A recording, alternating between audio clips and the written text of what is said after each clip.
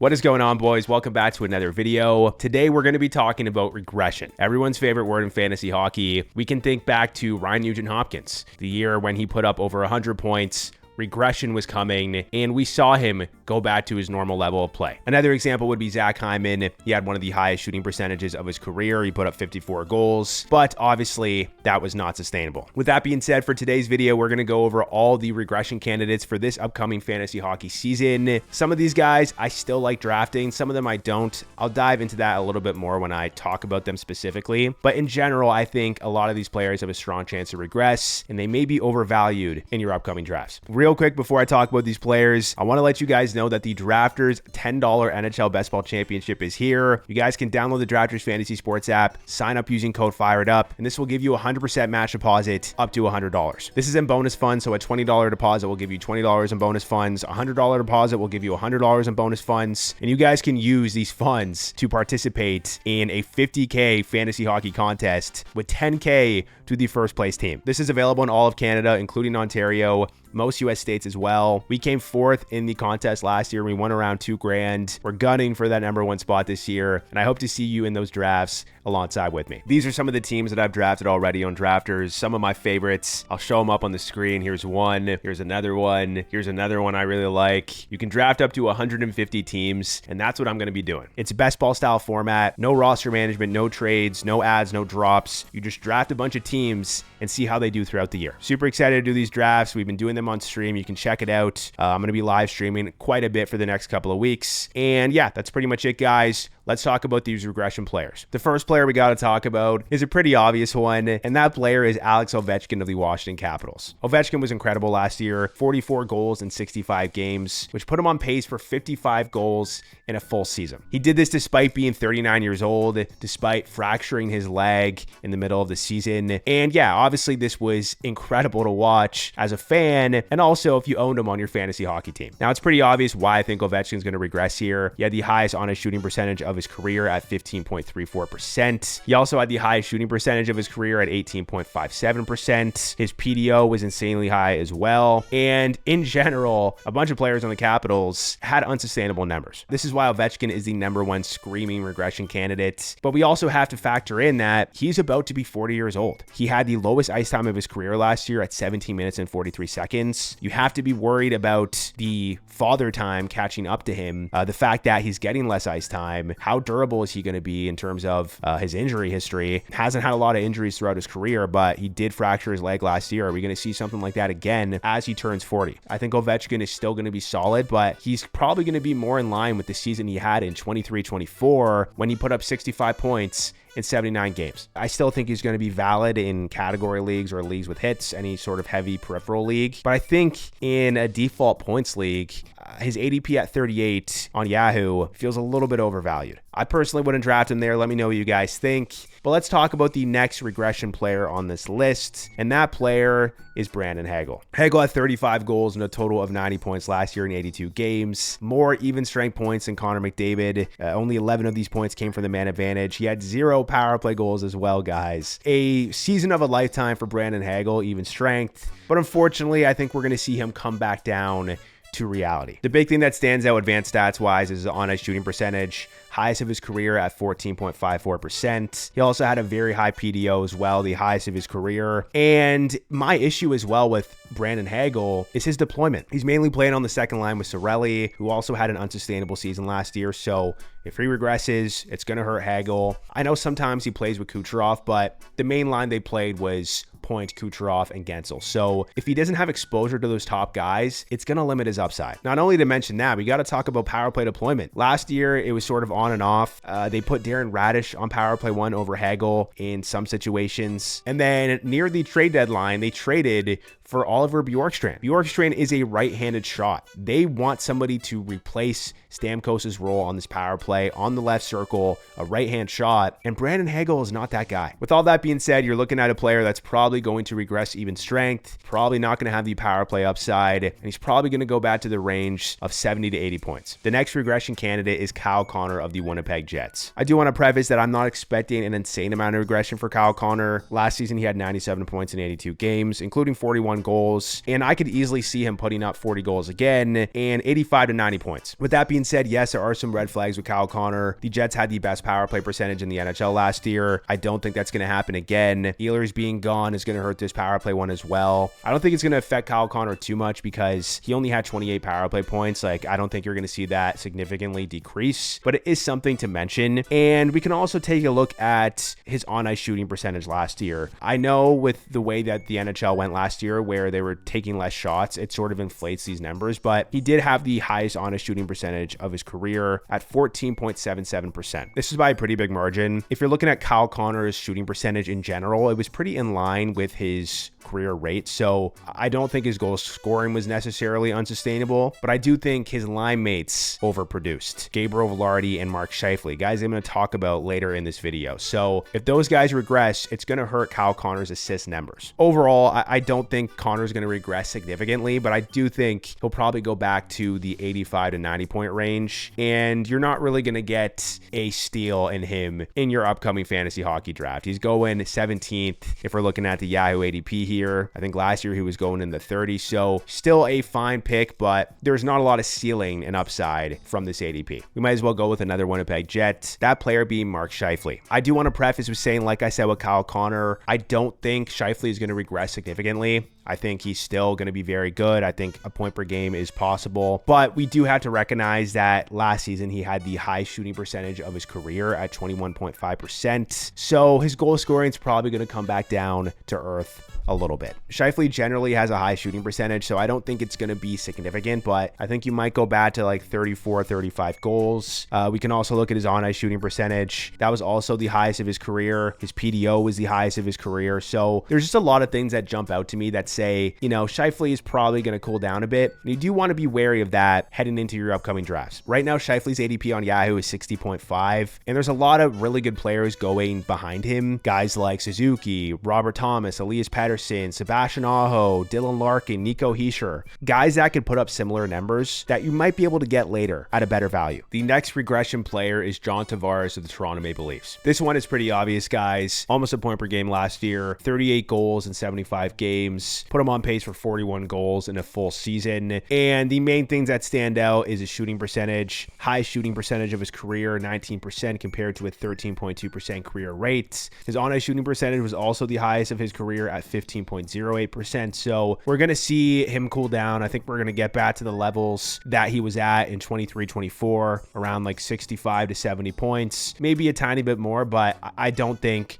he's going to have the same type of year. In terms of his ADP, I do think it is a little bit too high. Depends on your league settings, of course. Like if your league counts hits, Tavares does have that edge. Although Joel Eriksson is going like 50 picks later, who I think is much better value than Tavares.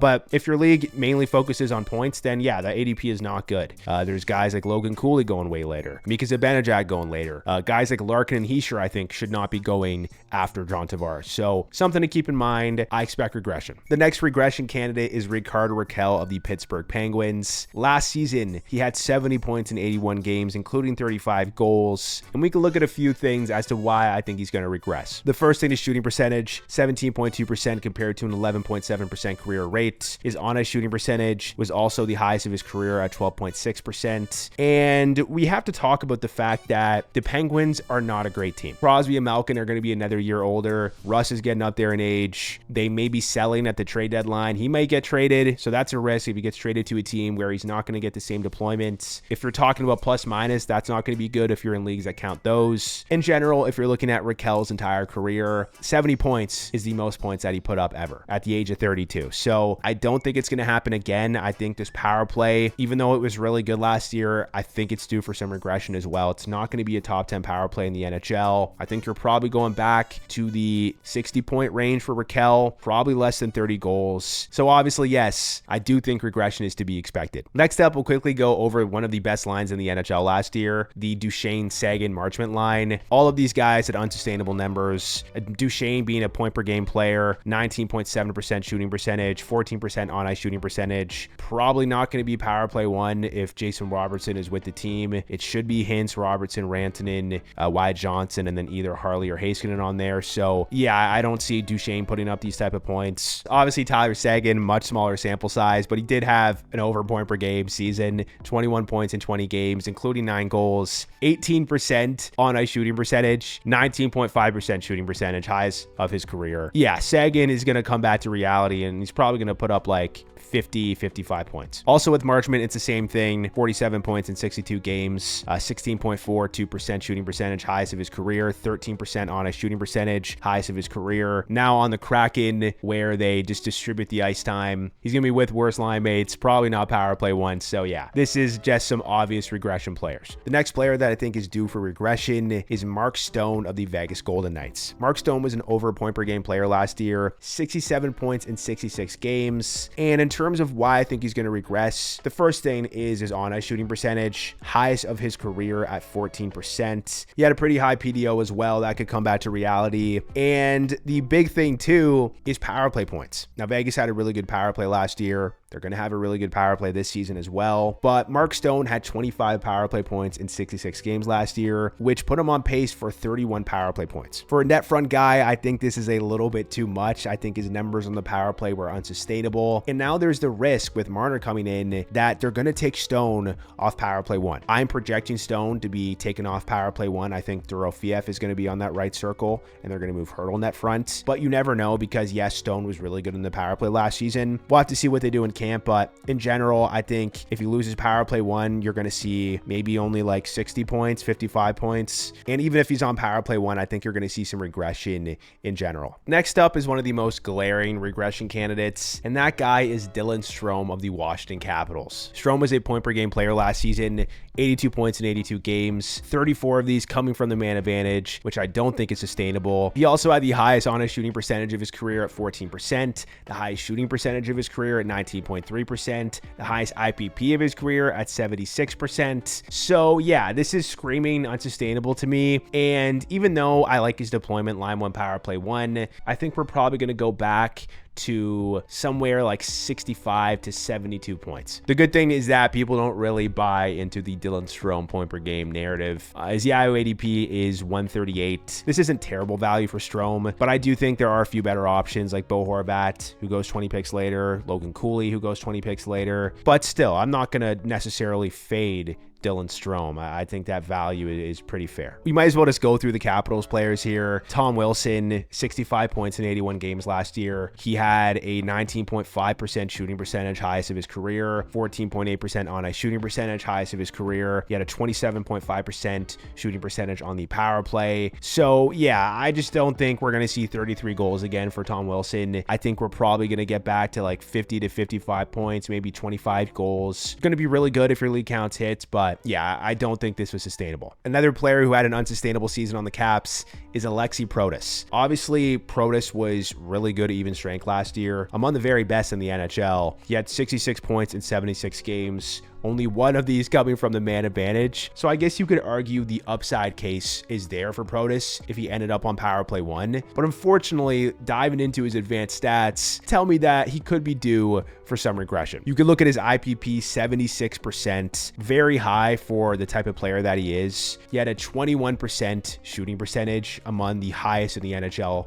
last season. He also had a 15.65% on-ice shooting percentage. So it wasn't just him that had an unsustainable shooting percentage, it was also his line mates, and his PDO was insanely high as well. So if Protas doesn't get on power play 1 for this upcoming year, I think we are going to see a drop in production, and it could be significant. Next up, we have Pierre-Luc Dubois. Very similar situation last year, 66 points in 82 games. A lot of these coming from even strength. Only 14 came from the man advantage. And if we're looking at his advanced stats, shooting percentage is a little bit higher than his career rate. It was the highest in the last 5 years, but nothing that really screams regression. But his on-ice shooting percentage was 15%, which was the highest of his career by a very wide margin. Yeah, I just think a lot of these Capitals players were putting up unsustainable numbers. And we also have to talk about the fact that Dubois Dubois might not be power play 1. He has a chance to be on there, but if he's not, I am not expecting 66 points next season. So be wary in drafting Pierre-Luc Dubois for next year. Another player that I think is due for some regression is Ryan Donato of the Chicago Blackhawks. Last year, putting up 62 points in 80 games,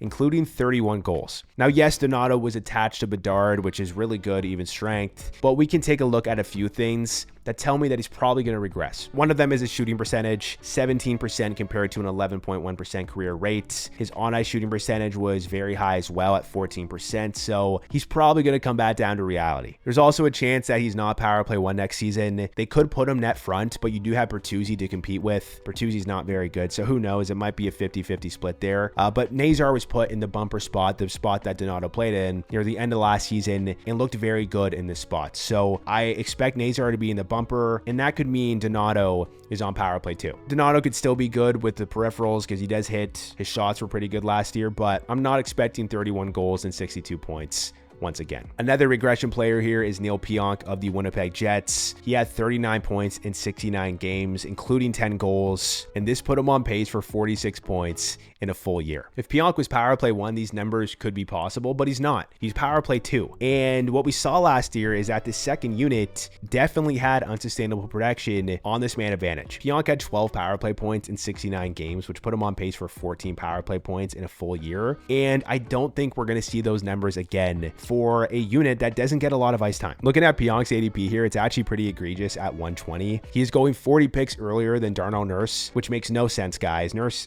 is going to put up similar production, if not better. He's going to put up better peripherals. So please keep that in mind when you're drafting defensemen on Yahoo or other platforms, especially if you're in a Cats league and you're looking for a guy like Pionk or Nurse. Nurse is much better value. Another defenseman I expect regression from is Colton Parayko of the St. Louis Blues. Last year, putting up 16 goals and a total of 36 points in 64 games. This put him on pace for 20 goals and 46 points in a full season, and this is completely unsustainable. It's pretty simple, guys. He had the highest shooting percentage of his career by a wide margin, 13%. The previous highest shooting percentage was 6.4% the season prior. So his goal scoring is going to come back down to reality. His IPP was pretty high. It was the highest of his career, but not completely unsustainable. I don't know, guys. I think Parayko is solid in terms of his peripherals, his shots, hits, and blocks. I think he's good for like 30 points, maybe 10 goals, but being on pace for 20 goals is not going to happen again. So be careful in drafting Parayko too high. Lastly, I just want to go over some quick hit players. One of them being Nico Hischier. I didn't want to include him as an official player because I think he's going to be really good. But yes, he had an 18.7% shooting percentage compared to a 13.3% career rate. He had 14 power play goals in 75 games. I think he could be really good in this power play and have a similar amount of goals, but I do think we are going to see some regression in the goal department for Nico Hischier. We can also mention Tomas Hertl. Last year, he had 32 goals in 73 games, a total of 61 points, put him on pace for 36 goals. He had an 18.1% shooting percentage compared to a 13.9% career rate.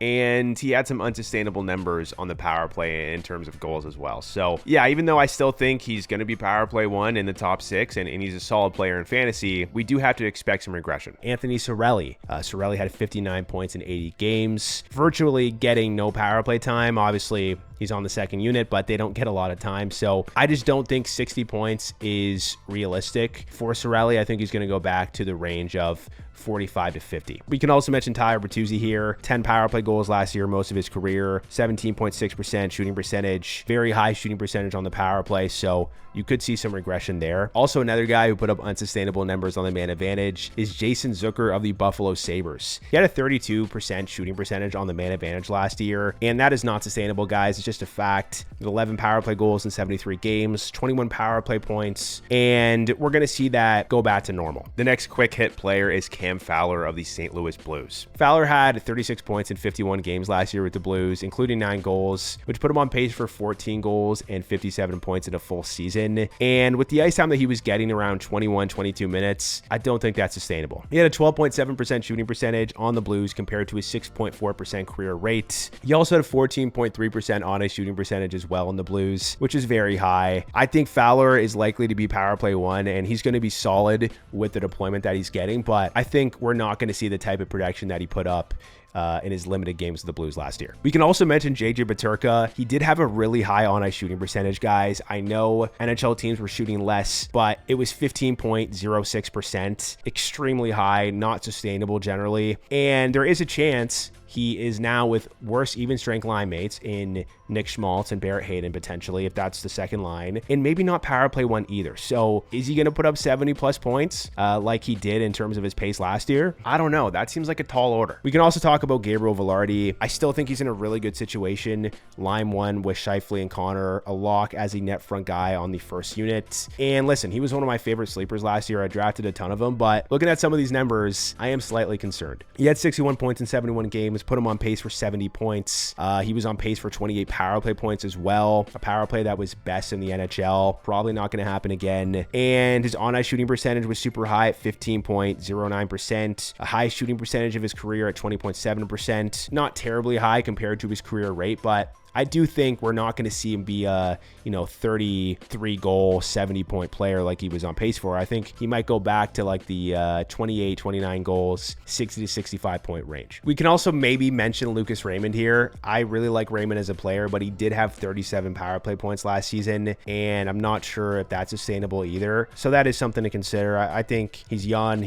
Has a really solidified role. I'm not out on Raymond. I'm drafting him on drafters right now, but yeah, that is something to mention. Next up, I wanted to just go over 3 players on the same team that could see some regression this season, and those players are Sean Monahan, Ken Johnson, and Zach Werenski. Sean Monahan was over a point per game last year, 57 points in 54 games. Nothing necessarily screams out to me as unsustainable. He did have the highest on-ice shooting percentage of his career though, so that is something to note. I do think we're not going to see him be an over point per game player. But I do think like 70 to 75 points is possible for a player like Sean Monahan, as long as he holds line one and power play one. So I still like him as a player, but I think regression is to be expected. In terms of Ken Johnson, I think the only issue I have with him is the efficiency that he had. He had a 19.5% shooting percentage compared to a 14.6% career rate. He is a playmaker and he's not a volume shooter. So maybe this is just a shooting percentage that he's going to have for his entire career or something similar to this. We don't really have too big of a sample size, but that does concern me a little bit. And also his on-ice shooting percentage was 13.8% as well, way higher than his previous 3 years. I guess we can also talk about Zach Werenski here. 82 points in 81 games last season, 23 goals. To be honest, I'm not expecting a crazy amount of regression from him. I think if he plays a full season, 70 to 75 points is certainly possible. I think he can put up 20 goals. He's done it, or he's done close to that multiple seasons in the NHL now, getting the most ice time of his career last year at almost 27 minutes. He put up almost 300 shots as well. So I still really like Werenski. Obviously not a lot of upside from his current ADP compared to last season.